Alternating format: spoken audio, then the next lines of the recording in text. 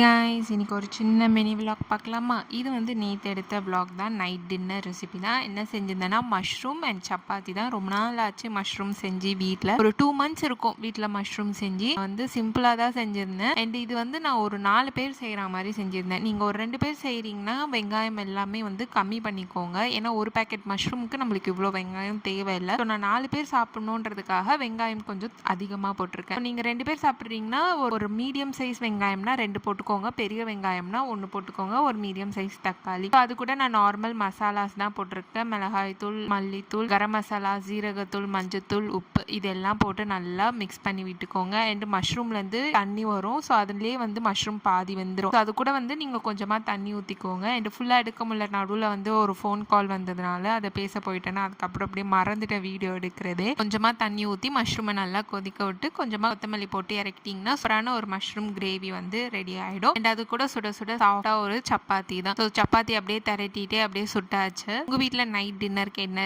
Recipe அப்படின்றதை கீழே comment பண்ணுங்க. மஷ்ரூம் கிரேவியோட வந்து சப்பாத்தி, பூரி, இட்லி, தோசை எல்லாமே வச்சு சாப்பிடலாம். காம்பினேஷன் வந்து மஷ்ரூமுக்கு வந்து எல்லாமே அட்டகாசமா இருக்கும். ட்ரை பண்ணது இல்லைன்னா ட்ரை பண்ணி பார்த்துட்டு எப்படி இருக்குன்றதை கீழே கமெண்ட் பண்ணுங்க. இந்த மாதிரி வீடியோஸ்க்கு நம்ம சேனலை மறக்காம சப்ஸ்கிரைப் பண்ணிட்டு போங்க. அடுத்த வீடியோவில் சந்திக்கலாம். பாய்.